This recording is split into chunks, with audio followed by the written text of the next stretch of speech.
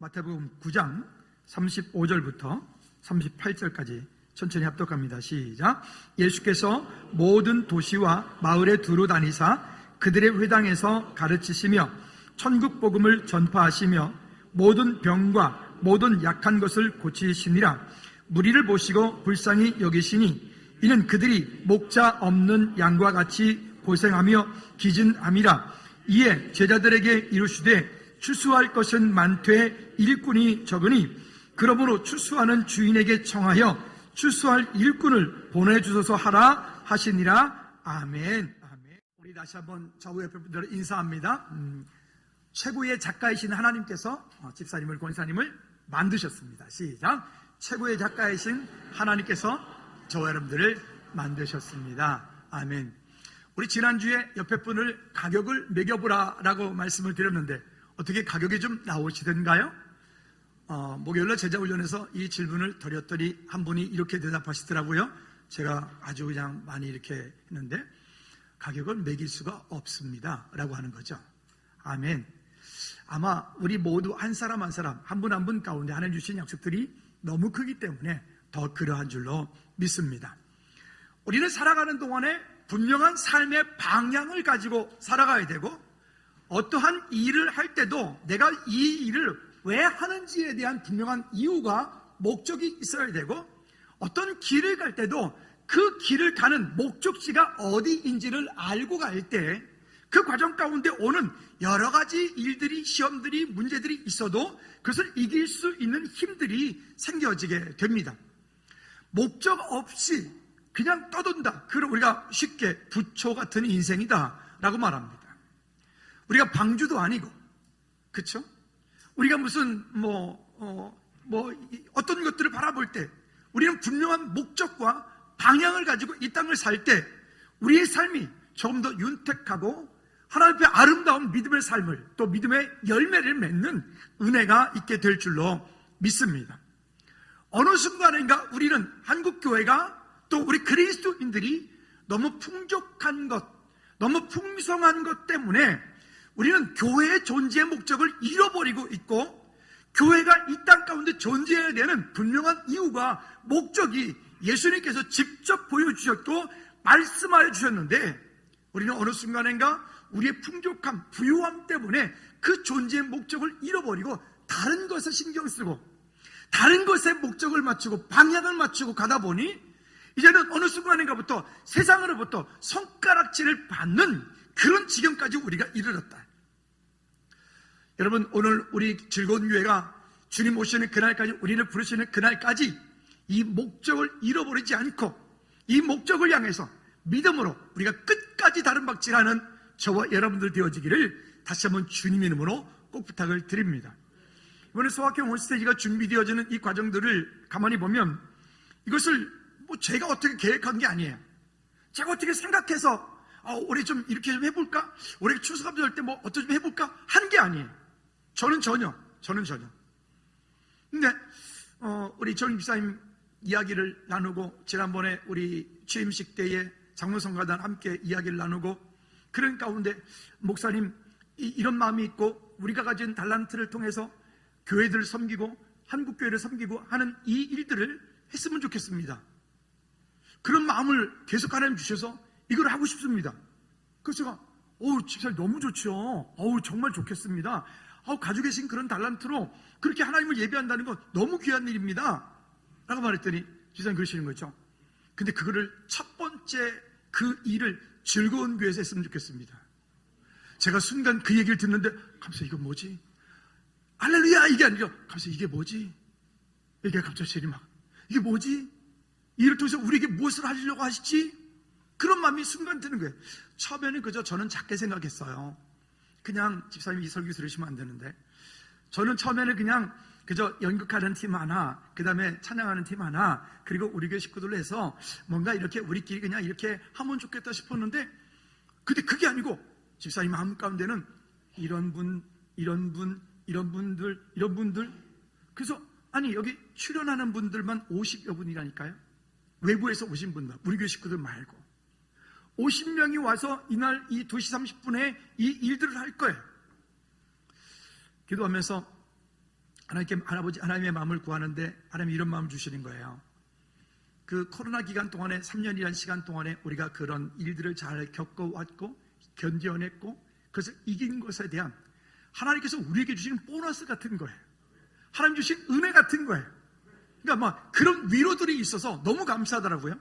여러분 오늘 예배 끝나고 하실 때 저기 쇼핑백 하나씩들 여러분들이 예비신제 작정한 수대로 만약에 나는 10명 작정했다 그러면 10개 가져가시면 돼요. 10봉지. 그 다음에 아무것도 작정 안 했다 그러면 오늘 작정할 줄로 믿고 하나 가져가시면 돼요. 빈손으로 가면 오늘 밖에 못 나가요. 하여튼 뭐라도 들고 가셔야 돼요. 만약에 떨어졌다 그러면 저기 탁구장에 또 있어요. 봉지가 모자라가지고 다 못 만들었어요. 더 있으니까. 어쨌든 여러분 이렇게 이런 선물도 준비가 되어지고 함께 할 수 있는 이 일들이 참 은혜다. 이런 마음이 들었습니다. 눈에 보이는 것이 다가 아니구나. 하나님께서 우리 가운데 일하시고 역사하시는 것도 우리가 어떻게 바라보고 그 일 넘어 역사하시는 그 하나님의 도우심을 우리가 어떻게 인정하느냐. 믿음의 순종을 통해서 우리가 나갈 때 하나님의 큰 일들을 우리가 날마다 경험할 수 있다라고 하는 놀라운 생각이 이번에 들게 되었습니다. 지난 겨울에 워싱턴 포스트 선데이 매거진에 났던 이 기사의 내용이 이런 내용이 있습니다. 어떤 남루한 옷을 입은 바이올리니스트가 워싱턴 랑팡 지하철이라고 하는 그 앞에서 출근길에서 연주를 합니다. 연주를 바이올린 통을 내 앞에다 놓고 연주를 하는데 그 한 45분 정도 연주를 하는데 45분 연주하는 동안에 약 1000여 명 정도가 거기를 그 앞을 지나갔고 근데 연주를 하는데 열심히 하는데도 한 그저 8명 정도만 가든 발걸음을 잠깐 멈추어서 그저 한 5분, 10분 정도 있다가 그들도 다 가고 그리고 또 많은 종종 이렇게 사람들이 이렇게 $1, $2, 10달러 이렇게 좀 동전을 그 돈통에다가 놓고 그래서 45분 동안에 그 또 통 안에 약 $32 정도가 거기에 이제 모금이 됐어요. 모금이 된 거죠. 근데 이분은 누구냐면 미국이 낳은 세계적인 바이올리니스트 조슈아 베일이라고 하는 분이라고 합니다. 근데 이분이 그 전주에 유명한 멋진 홀에서 연주할 때 이분이 연주한다라고 광고가 나갔을 때 그냥 바로 티켓팅이 매진이 되었고 저 제일 뒤쪽에 있는 잘 안 보이는 그 자리가 $35. 네. 근데 그 똑같은 그분이 여기에 서서 지금 그날 연주를 한 거예요. 근데 이분이 들고 연주했던 그 바이올린이 길어서 제가 읽어볼게요. 전 처음 듣는 얘기라 스트라디바리우스 엑스 알반 베르크라고 하는 바이올린입니다. 이 바이올린은 국내에서도 한 대가 있다고 합니다. 정경화 교수님이 이 바이올린을 가지고 있다고 그래요. 바이올린 값이 얼마냐면 70억이라고 합니다. 70억. 자, 만약 그 전철에서 올라오는 사람들에게 누군가가 서가지고 여기 지금 나가면 어떤 분이 연주하고 있는데 그 연주하는 분이 조슈아 벨입니다. 그리고 그분이 들고 연주하는 저 바이올린은 70억짜리입니다. 라고 했다면 어땠을까요? 라고 했다면 아마도 그 자리를 지금 꽉 막혀서 도로가 통행이 안 되고 사람들이 통행할 수 없을 정도로 아마 사람들이 그렇게 서가지고 그 최고의 연주를 보려고 거기에 사람들이 몰려들지 않았을까요? 무슨 얘기를 드리고 싶어서 이런 긴 얘기를 했는가 하면 우리는 너무 내 눈에 보이는 것으로 무언가를 판단하고 내 눈에 보이는 것으로 무언가를 결정하고 내 눈에 보이는 것으로 어떤 것에 대해서 그게 다라고 여기는 그런 우리 안에 가지고 있는 어리석음들을 가지고 있는 거죠. 그리스도인들이 신앙생활하면서 가장 큰 적이 늘 있다고 제가 말씀드렸어요. 그 그리스도인들에서 신앙생활의 가장 큰 적은 우리 안에 가지고 있는 완고함입니다. 완고함. 또 한 가지가 뭐죠? 거역함입니다. 그 완고함과 거역함. 그 완고하다라고 하는 것은 이런 거죠. 내 생각이 우선되어지고 내 지식이 우선되어지고 내 경험이 우선되어지는 거예요. 오죽하면 그 완고한 것은 또 또 거역하는 것은 무당에게 점치는 것과 똑같고 무당에게 가서 귀신에게 가서 제사하는 것 똑같다라고 말하지 않겠습니까? 오늘 내 눈에 보여지는 그것이 다가 아니다. 무슨 얘기냐면 우리는 내 마음속에 우리가 지금 이 너무 귀한 집회를 준비를 하고 있는데 이 가운데에 우리 마음 가운데 품고 기도하면서도 저분은 안 될 거야. 내 남편은 안 될 거야. 내 아내는 안 될 거야. 우리 부모님은 안 될 거야. 우리 아이들은 안 될 거야. 우리 마음속에 이미 결정해 놓고 있는 거야. 뭐를? 안 된다라고. 여러분, 오늘 안 된다라고 결정하지 말고 하나님께서 오늘 이번 일을 통하여 우리가 좋은 기회를 주는 거죠. 좋은 명분을 준 거죠. 이런 때에 함께하여서 오늘 저와 여러분들이 함께 하나님 나라 천국 백성 되어지는 그 출발점들이 되어지기를 주님의 이름으로 꼭 부탁을 드립니다. 한번 따라합시다. 속지 맙시다. 한 번 더 속지 맙시다. 우리 마음 가운데 자꾸만 어떤 것들 때문에 속게 만들어요. 생각 때문에, 완고함 때문에, 거역함 때문에. 그러면 다시 본문으로 돌아가 보도록 하지요. 여러분요, 우리 삶의 분명한 방향과 목적이 분명한 사람은 이 땅에 사는 동안에 복된 사람이 될 수 있어요. 똑같은 길을 가고 똑같은 일을 하고 똑같은 삶을 사는데 누군가에는 분명한 목적과 사명이 있어서 그 목적과 사명을 따라 그 일을 즐겁게 하는 사람이 있는가 하면 누군가는 그 일을 할 때 마지 못해서 먹고 살기 위해서 그냥 억지로 이런 사람이 똑같은 일을 하고 똑같은 시간을 지나는데 분명히 다른 거죠. 오늘 우리 마음 가운데 다시 한번 하나님께서 주시는 은혜를 따라 그냥 종교 생활하는 그냥 교회를 왔다 갔다 하는 그런 썬데이 크리스찬이 아니라 한번 따라 합시다. 하나님께서 늘 나와 동행함을 믿음으로 경험하며 실천하는 사람, 아멘. 그것을 신행일치라고 그러죠. 그런 믿음의 사람들이 저와 여러분들이 되어지기를 주님의 이름으로 꼭 부탁을 드립니다. 그래서 오늘 설교의 제목을 소제목을 굳이 붙인다면 이렇게도 할 수 있습니다. 한번 따라합시다. 교회의 할 일과 성도의 사명. 교회의 할 일과 성도의 사명이라고 하는 것으로도 오늘 소제목을 붙일 수가 있습니다. 자, 그러면 첫 번째, 주님께서 이 땅 가운데 직접 보여주신 일들, 행하신 일들, 그 주님께서 직접 이 땅 가운데 오셔서 말씀하시고 일하신 이 일들이 교회의 사명이고 교회의 목적이고 교회의 존재 이유입니다. 만약 우리가 그 어떤 것을 정말 아무리 많이 잘했다 할지라도 주님께서 이 땅 가운데 오셔서 보이신 이 세 가지의 일들을 우리가 하지 않고 다른 것을 많이 했다.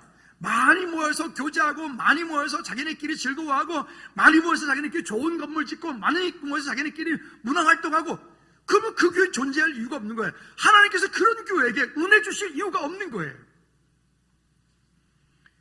이번 코로나를 겪으면서 예전에는 예수님을 믿는다고 하지만 교회를 다니지 않았던 사람들을 가나안 성도라고 그랬어요. 근데 이제는 가나안 성도 플러스 이제는 코로나로 인해서 비대면이라고 하는 이상한 예배, 어떤 듣도 보도 못한 성경에 전혀 근거도 없는 그런 어떤 것들이 만들어지면서 이제는 코로나 성도까지 만들어졌어요. 그래서 가나안 성도, 코로나 성도가 합쳐져가지고 60만이래, 60만. 여러분, 이 코로나 기간 동안에 한국 교회가 2만 개의 교회가 문을 닫았대. 술집들은 더 늘어나고 어제 할로윈데이 같은 그런 일들은 더 판을 치는데 말이죠.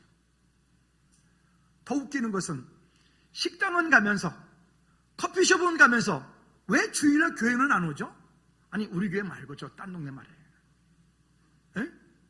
아니 코로나 그런 시간 동안에도 커피를 사서 커피숍 가가지고 한 모금 먹고 마스크 쓰고 한 모금 먹고 마스크 쓰고 아니 제가 오면서 봤다니까요. 커피숍 그렇게도 하면서 커피숍은 가면서 정말 우리 삶의 존재의 목적과 존재 이유가 되는 하나님을 예배하는 그 예배하는 일에는 왜 그렇게 우리가 소홀하죠?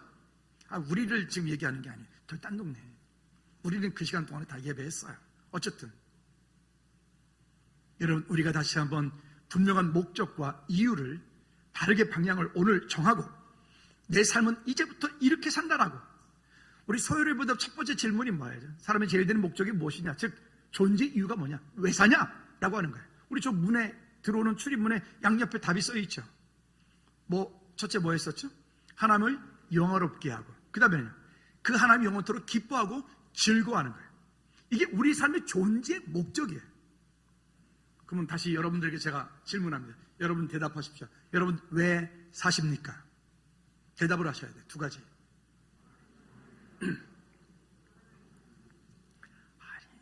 다시 제가 정답 말씀드릴게요. 혹시 이따가 가실 때 모르신 분들은 저 문을 꼭 읽어보고 가세요. 첫째, 하나님을 영원롭게 하고, 두 번째는 그 하나님 영원토록 기뻐하고 즐거워하는 것이다. 길죠? 이따 가실 때 꼭 읽어보고 가세요. 들어오면서 나가면서 외치고 나가시면 좋겠어요. 우리 삶의 존재의 목적 이후예요. 자, 그게 안 되어지니까 교회가 존재하고 있는데 교회가 욕을 먹어요. 그게 안 되어지니까 교회가 성장을 하고 있는데 이웃과 더불어서 함께하지 못해. 어제도 칼갈이를 이렇게 하는데 보니까, 아니 제가 올라가는데 칼이 갑자기 8자루 더 가져왔죠. 집사님. 8자루가 이게 아예 그냥 통에다 가져온 거예요. 그래서 황장님께서 옆에 있다가 어디 식당 하시는 분인가 보다 그랬어요. 칼을 8개나 가져오니까. 그래서 어떻든 우리가 열심히 갈았죠. 근데 그분이 여기 가가지고 홈플러스 가가지고 귤 한 박스를 사다 주더라고요. 그 장로님께서 이러셨어요. 어디 식당 하세요? 그랬어요. 그랬더니 그분이 있다가, 아니 식당이 아니고 이거 교회예요. 근데 저녁에 그분을 또 만났어요. 근데 그분 제가 아는 분이거든요. 그랬더니 권사님이신데, 그러니까 여기 어떤 교회예요? 목사님 너무 고맙다가, 아니 자기 교회 남성교회한테 그 칼 좀 갈아달라고 2달 전부터 얘기를 했는데 도저히 칼을 안 갈아준다는 거예요. 그래서 염치불구하고 가져왔다고 그러더라고요. 그래서 제가 권사님 다음번에도 칼이 문드러지면 또 가져오시라고, 하여튼 계속 갈아드릴 테니까 가져오라고 그랬는데, 이런 우리 안에서 일하시는 목적이 분명히 다른 거죠. 그게 얼마나 귀한지. 별것 아닌 것 같은데도. 한번 따라합시다. 가르치고 전도하고 치유하라. 한 번 더. 가르치고 전도하고 치유하라. 이게 예수님의 3대 사역이에요. 근데 그거를 어디가 해야 돼요? 교회가 해야 돼요. 이게 교회의 존재 목적이에요. 그러니까 교회 공동체를 통해서는 이런저런 많은 일들을 할 수 있겠지만 그게 근본적인 목적이에요. 가르치는데 뭘 가르쳐요? 하나님의 말씀을 가르쳐요. 전파해야 돼요. 무엇을 전파합니까? 예수님이 그리스도인 것을 전파해야 돼요. 치유해야 돼요. 무엇을 치유합니까? 영적인 치유, 육신적인 치유. 하나님께서 그 가운데 주시는 은혜를 따라서 이 땅 가운데 말씀으로 이루어가야 되는 놀라운 일들. 여기에 35절 말씀에 보면, 그래서 이렇게 말씀을 합니다. 예수님께서 우리에게 방법을 알려주셔서, 35절 다 같이 시작. 예수께서 모든 도시와 마을에 어떻게 하시면서 두루 다니사, 예수님께서 모든 도시와 마을에 두루 다니시면서 그냥 앉아서 여기 와 하지 않았어요. 앉아서 너희 이리 와 이렇게 하지 않으셨어요. 어떻게 한다고요? 두루 다니시면서. 여러분, 우리 주변 가운데 우리가 지금 마음 가운데 품고 기도하고 있는 그 한 영혼 한 영혼, 우리가 그분들이, 우리 밑쪽에 결론에서 말씀드리겠지만 그들 모두가 주님 부르시는 그날에 하나님 앞에 서는 그 은혜가 있기를 주님의 이름으로 꼭 부탁을 드립니다. 그렇게 하기 위해서는 우리가 두루 다녀야 돼요. 즉 찾아가야 돼요. 아멘. 그런 하나님의 은혜가 있기 바랍니다. 자, 그리고 이렇게 말하면 그들의 회당에서 가르치며, 이 회당이 지금의 교회의 모습이 되었어요. 그리고 천국 복음을 전파하시며 모든 병과 모든 약한 것을 고치시니라. 가르치고 전파하고 치유하는 일들, 그 가르치고 전파하고 치유하는 이 일이 교회의 존재의 목적 이유입니다. 이 일을 위해서 우리가 함께 모여서 예배하고 기도하고 찬양하고 우리가 할 수 있는 영향력을 가지고 우리가 함께 이웃과 더불어서 어떻게든 함께 나누어 갈 수 있는 일들, 이것이 우리가 해야 될 일인 줄로 믿습니다. 아프니까 오는 거예요. 힘드니까 오는 거예요. 어떤 여러 가지 영적인 환경적 문제가 있으니까 오는 거예요. 교회는 영적인 종합병원과 같은 곳이니까.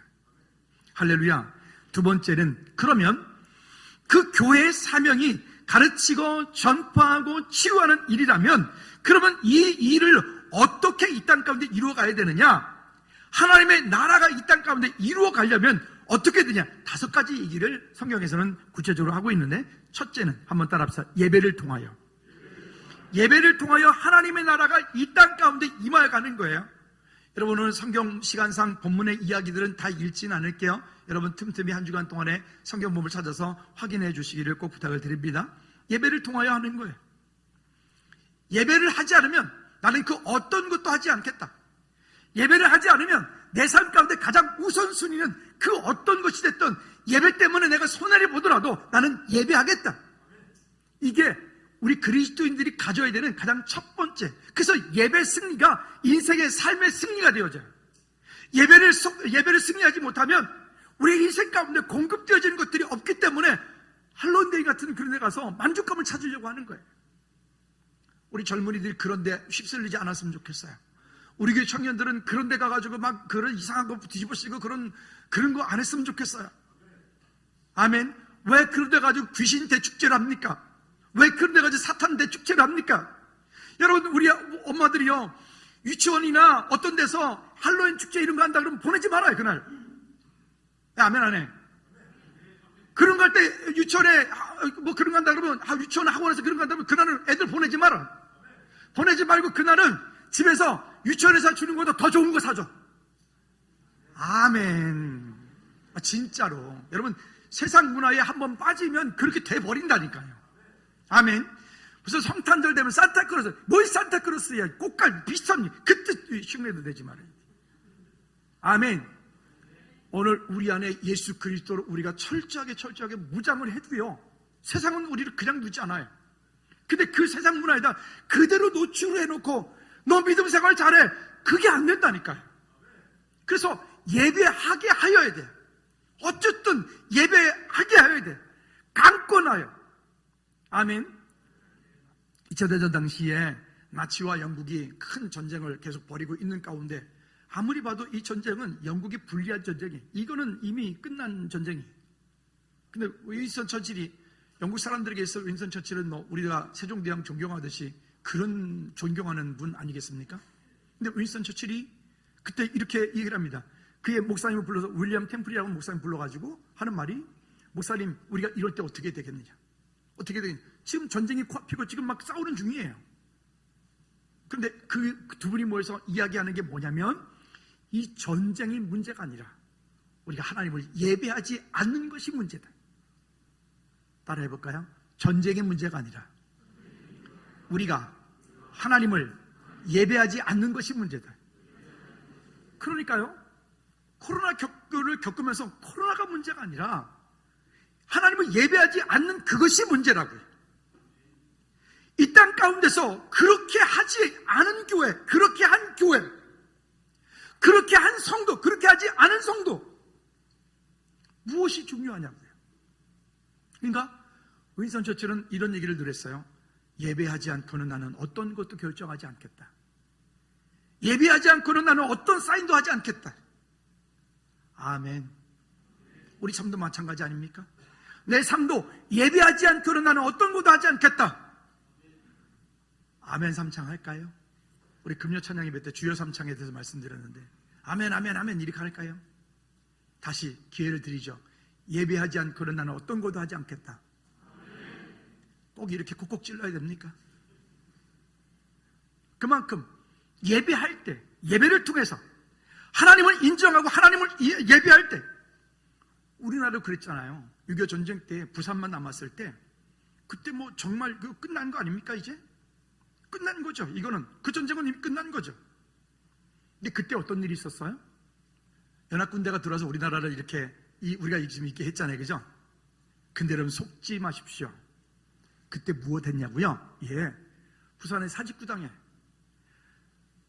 북한에서 내려온 모든, 남한에서 모든 그리스도인들이 전체가 그 가운데 모여서, 심지어 예수님을 잘 알지 못하는 사람들이 다 함께 모여서 거기서 금식하며, 진짜 물 한 모금 먹지 않고 금식하며 기도했다는 얘기가 나오죠.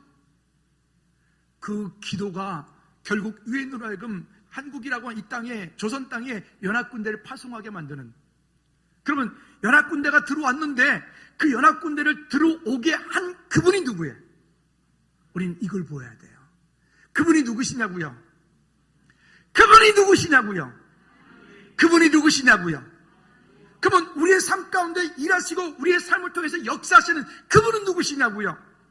물론 누군가를 통해서, 물론 연합군대를 통해서, 물론 미군을 통해서 하나님께서 그렇게 놀라운 일들을 이루셔요. 그분들에게 너무 감사하죠. 이 땅에서 그 수많은 젊은이들이 피 흘려 죽었으니까요. 너무 고맙습니다.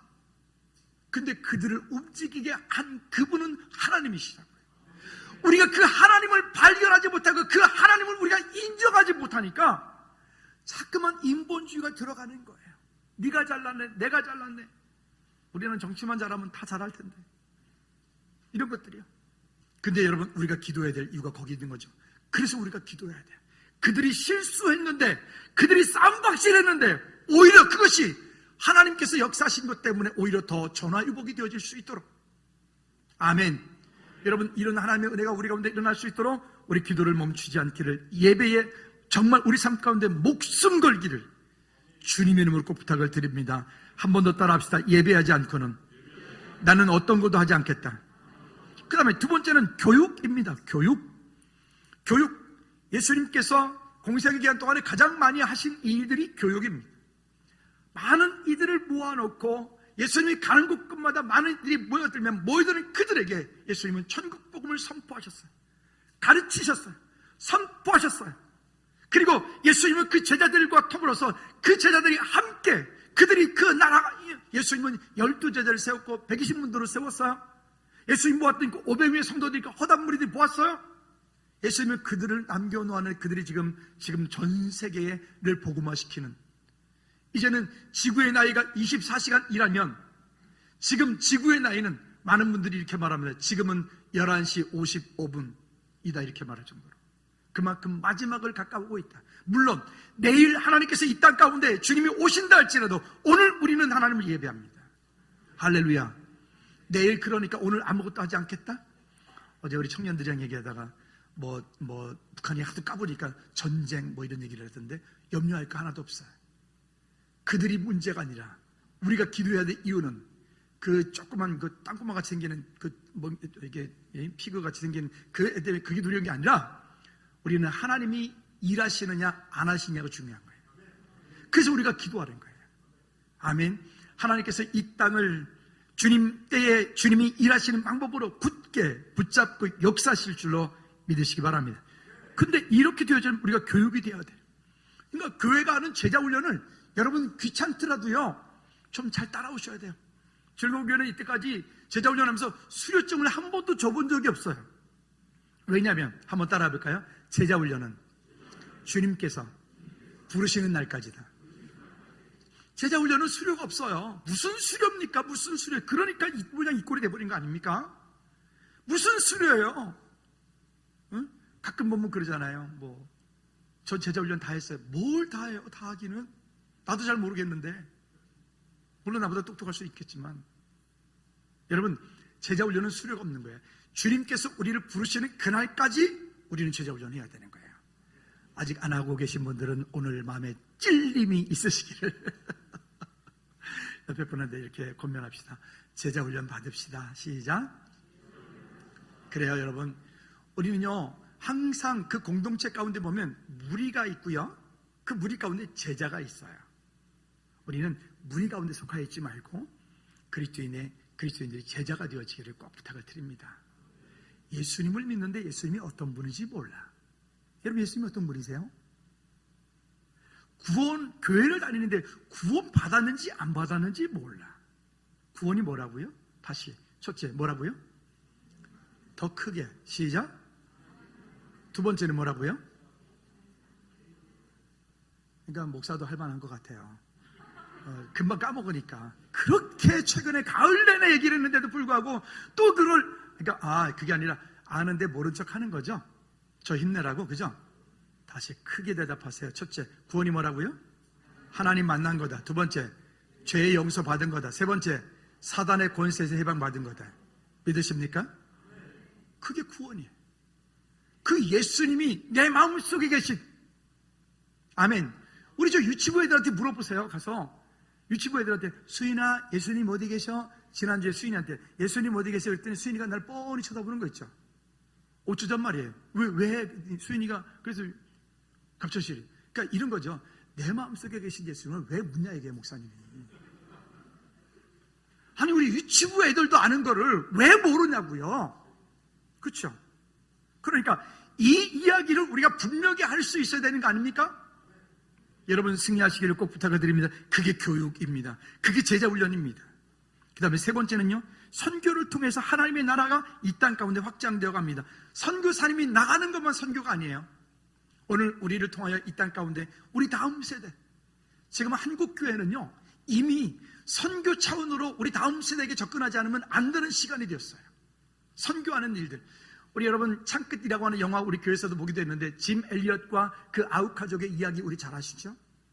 거기에 정말로 장래가 촉망되어지는 그 5명의 젊은이가 그 아웃 가족을 전도하기 위해서 남미로 갔어요.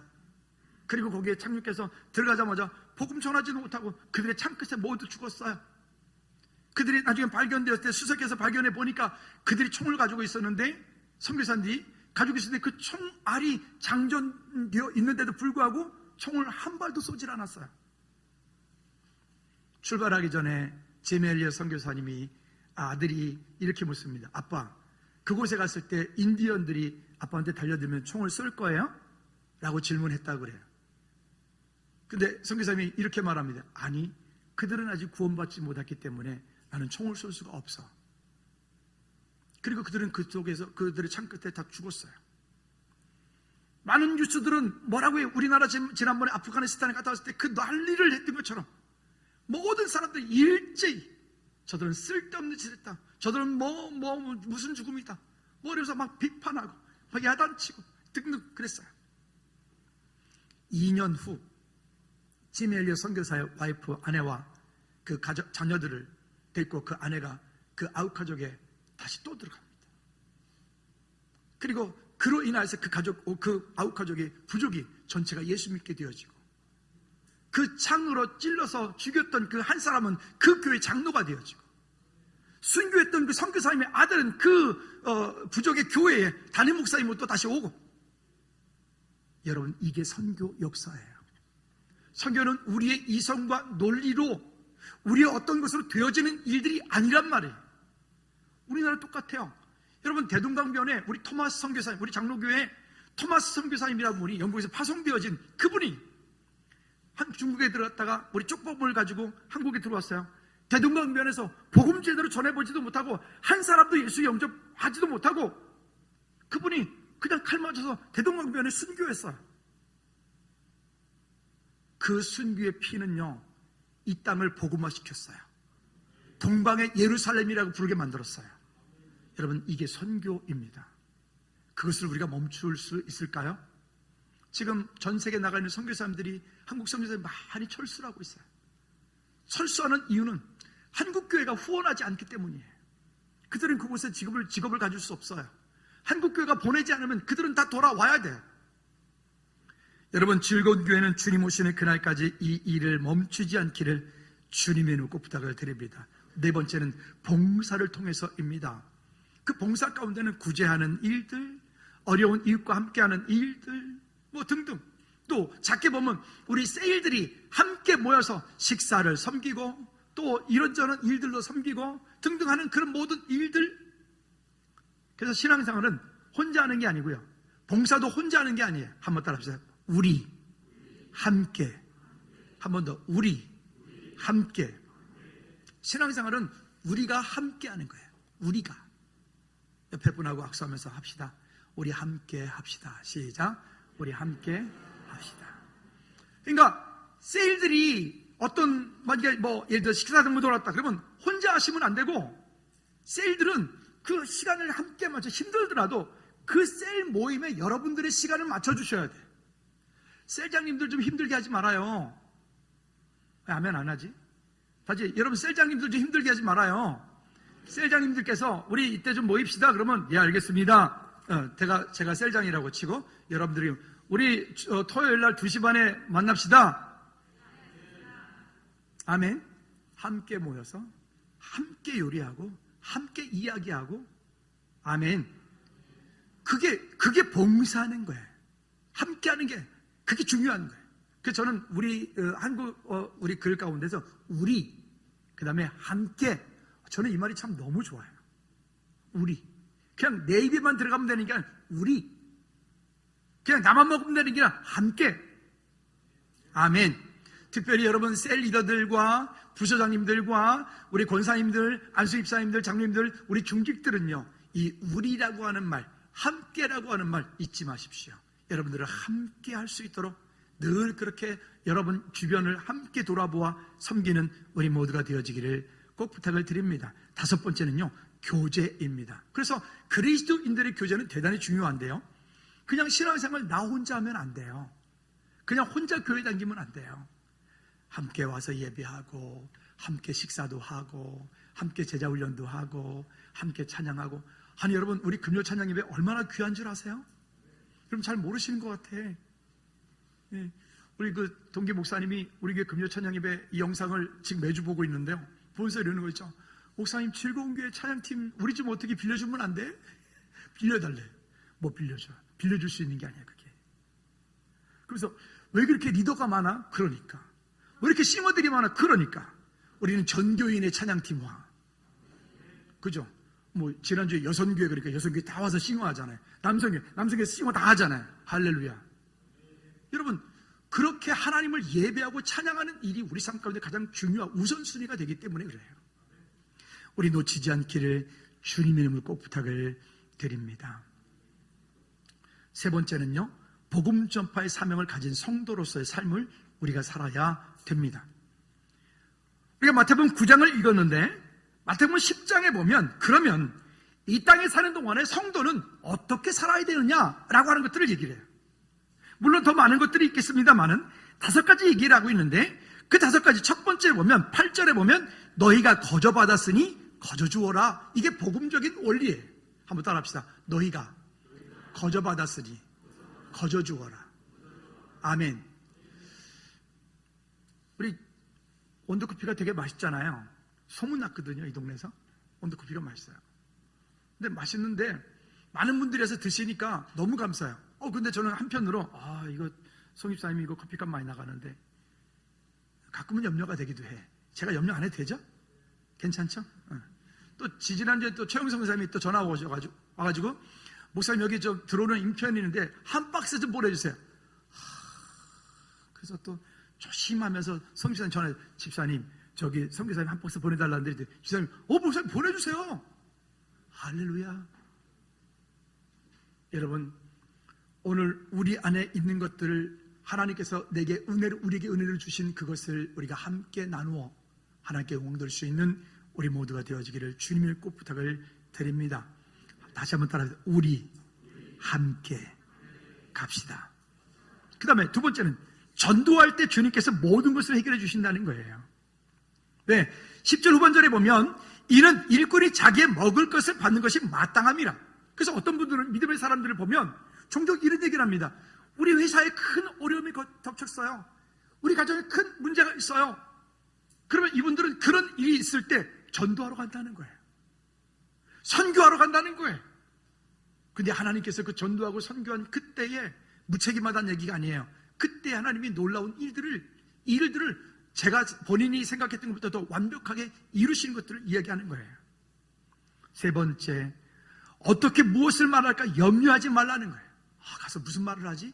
가서 어떻게 하지? 어떻게 복음을 전하지? 여러분, 그냥 우리가 할 일은요, 믿음으로 순종하고 따라가십시오.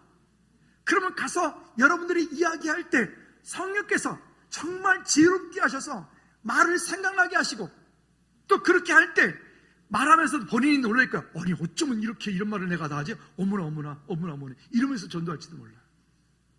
아멘. 그는 해본 사람이 알아요. 맛을 봐야 맛을 알지, 간장 이럴 수도 없고. 그 다음에요, 4번째, 두려워하지 말고 진짜 두려워할 것이 무엇인지를 알아야 돼요. 28절은 다 같이 읽어보도록 할까요? 우리가 이 땅 가운데 진짜 두려운 것이 무엇인지를 보셔야 돼요. 진짜 두려운 것.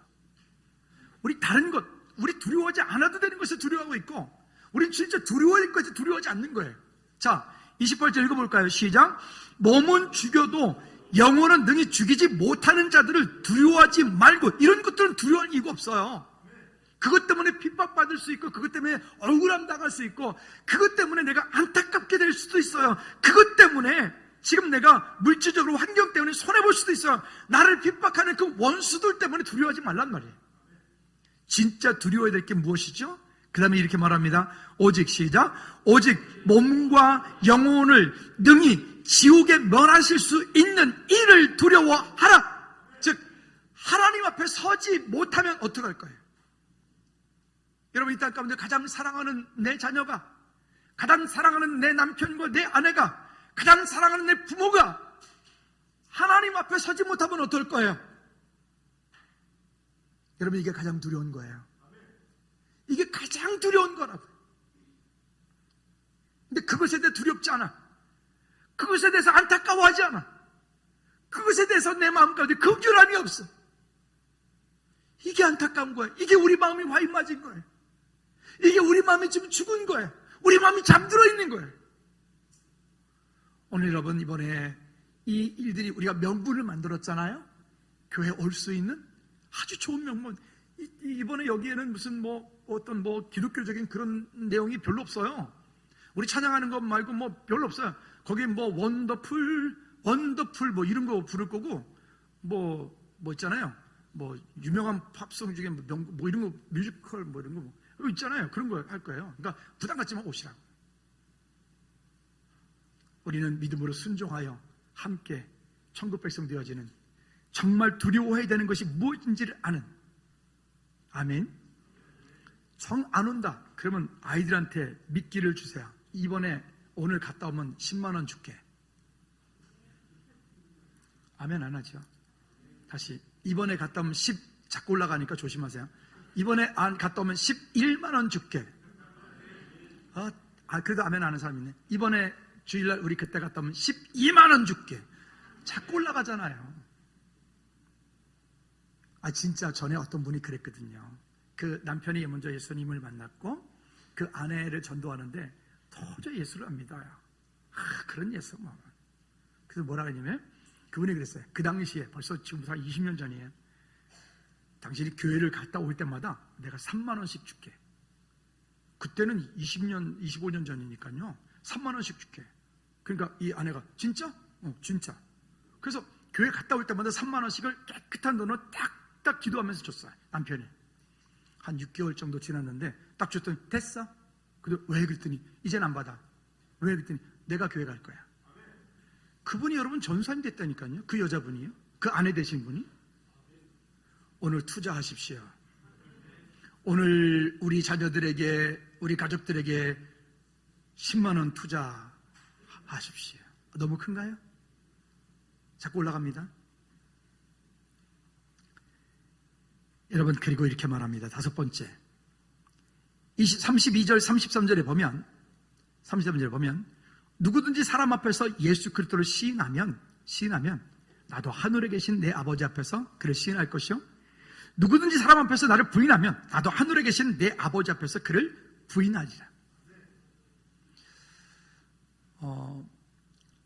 저는 즐거운 교회가 시스템에 의해서 움직여지는, 길들여지는 교회가 되길 원치 않아요. 무슨 얘기냐면, 교회가 규모가 우리가 지금도 점점 성장해 가는 과정 가운데 있습니다만은, 교회가 점점 커지면 시스템이 만들어져요. 우리 지금도 우리 교회 나름대로 많은 시스템들이 만들어졌어요. 근데 시스템이 만들어지면 어느 순간인가 거기에 성령님이 일하실 그 공간이 없어. 자리가 없어요. 왜? 시스템을 움직이니까. 규모가 꽤 큰 교회들은 사역자들이 잘 프로그램을 준비하고 잘 기획하고 당회에다 딱 주면 알아서 돈 탁탁 줍니다. 그러면 사람도 알아서 탁탁 해줍니다. 그냥 하면 돼. 그럼 거기에 성령님이 일하실 공간이 없어요. 근데 여러분, 속지 마셔야 돼요. 우리 교회는 지금보다도 훨씬 더 앞으로 많이 성장하더라도 우리 교회는 시스템에 의해서 움직여지는 교회가, 그게 필요 없다는 게 아니라, 시스템에 의해서 움직여지는 교회가 아니라 성령님의 역사심으로 움직여지는 교회가 되었으면 좋겠어요. 여러분, 가나안 땅에 우리는 들어갔어요. 모두가 다 지금 가나안 땅에 살고 있어요. 그 가나안 땅이 가지고 있는 정말 좋은 것들이 많죠. 근데 그 가나안 땅은 풍요로움이 있어요. 그 풍요로움은 우리는 누구나 다 기대하죠. 근데 그 풍요로움 때문에 우리는 광야에서 있었을 때에 그 만나와 메추라기를 공급하신 하나님, 구름 기둥으로 불 기둥으로 인도하신 그 하나님을 잊어버린단 말이에요. 그 잊어버리는데 하나님이 함께 하시는데 그 가나안 땅이 무슨 소용이 있어요? 그 풍요로움이 무슨 소용이 있겠어요? 우리 지금 그 풍요로움 때문에 지금 하나님 떠났거든요. 우리 그 풍요로움 때문에 무슨 되지도 않은 말도 안 되는 무슨 비대면 예배, 뭐 인터넷 예배, 그런 거지발사기 같은 소리 하는 거예요. 커피숍은 가서 커피를 먹으면서 교회는 예배를 안 와? 우리 말고 저희 딴 동네 말이에요. 응? 식당에서 밥은 주대기를 들어가면서 교회에서 예배는 나누냐고? 우리 말고 저 딴 동네 말이에요. 따라합시다. 우리 믿음의 근거는 이전에 하던 대로. 다니엘이 그랬잖아요. 그죠? 우리 믿음의 근거는 그렇게 분명히 그렇게 조서에 어린 찍힌 거 알아요. 그렇게 하면 자기 끌려가서 죽을 수도 있어요. 죽는다 그랬어요. 그러면 요령 살짝 피우면 되잖아. 아니 문 닫고 자기 혼자 다니엘이 그냥 기도하면 누가 알게 뭐야. 다니엘은 분명히 말을 해요. 이렇게 말해요. 이전에 하던 대로 예루살렘에서 문을 그대로 열고 예전에 하던 대로 똑같이 기도하고 예배. 왜? 다니엘은 분명히 알고 있는 거예요. 무엇을 알고 있는 거예요? 아무리 그 왕이 그렇게 해도 그 왕을 주관하신 분이 누구시라고요? 하나님이시라고요. 또 혹 그리 아니하실지라도 그것 때문에 본인이 죽는다 할지라도 자기는 죽겠다는 거예요. 이 시대에 어찌 보면 그런 믿음을 우리에게 하나님께서 요구하시는지 모르겠어요. 여러분, 제가 너무 무리한 요구를 하는 것 같습니다. 근데 무리한 요구가 아니라 그리하지 않으면 이 시대에 이길 수 있는 방법이 없어요. 승리하시기를 주님의 이름으로 꼭 부탁을 드립니다. 우리는요, 하나님의 약속받은 믿음의 사람들이에요.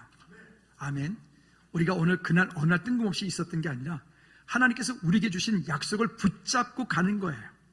이 땅 가운데 하나님께서 우리에게 풍요로움을 주시기 원하세요. 근데 그 풍요로움의 목적은 아니, 그것을 통해서 하나님을 더 사랑하기 원하고 그것을 통해서 하나님께 더 믿음으로 나가기 원하는 것이 중요한 것이지, 오늘 내게 있는 것 때문에 하나님을 떠나거나 내 풍요로움 때문에 하나님을 놓치거나 나의 그것 때문에 지금 내 가족이 하나님 앞에 서지 못한다면 그게 여러분 정말 가슴을 찢어질 부분이, 그게 진짜 안타까운 일인 거예요. 주님 오시는 그날까지 우리 사명 믿음으로 감당할 수 있기를 주님의 이름으로 부탁을 드립니다. 우리 한번 기도합시다. 하나님, 정말 내 삶 가운데 하나님께서 주실 그 축복을 기대합니다. 그리고 하나님, 이 땅 사는 동안에 주님 내게 허락하신 그 약속을 믿음으로 붙잡고 하나님 믿음으로 승리하는 저 여러분들 될 수 있도록 우리 한번 나가서 기도하시겠습니다. 하나님 아버지, 우리 가족들 가운데 정말로 주님께 있어야 되는데, 주님 옆에 서야 되는데, 주님께서 주신 은혜를 믿음으로 따라 승리해야 되는데 그리하지 못하고 여전히 세상 가운데, 환경 가운데 있는 그들이 주님께 돌아올 수 있도록 하나님 우리를 축복의 통로로 사용해 주시옵소서. 아버지, 우리의 가슴을 찢게 도와주시고 하나님, 이번에 아버지 하나님 정말로 수확해 온 세계 쪽에서 주님 좋은 명분을 가지고 기회를 가지고 그들이 함께 돌아와 예배하며 찬양하며 영광 돌리는 시간 되어줄 수 있도록 주님 은혜 베풀어 주시옵기를 주님 간절히 원합니다. 하나님, 그러므로 이 땅 사는 동안에 정말로 여호와의 축복을 누리는 이 믿음의 모든 채들 되게 도와 주시옵소서. 주님 인도하여 주시옵소서. 이제는 우리 주 예수 그리스도의 은혜와 우리 하나님 아버지 그거 무한극진 사랑의 역사심과 성령 대중 교통이 충만하심이 이제 우리 마음 가운데 품고 기도하는 그 예배 신자들 한 영혼 한 영혼이 모두 하나님 앞에 서기 원하여 믿음으로 간구하며 권면하며 깡끈하기 원하는 우리 모든 채들 머리 위에, 저들 가정의 사업장과 일터 위에, 나라 민족의 선교지 위에 이제로부터 주의 은혜가 영원토록 항상 함께 있을지어다. 아멘.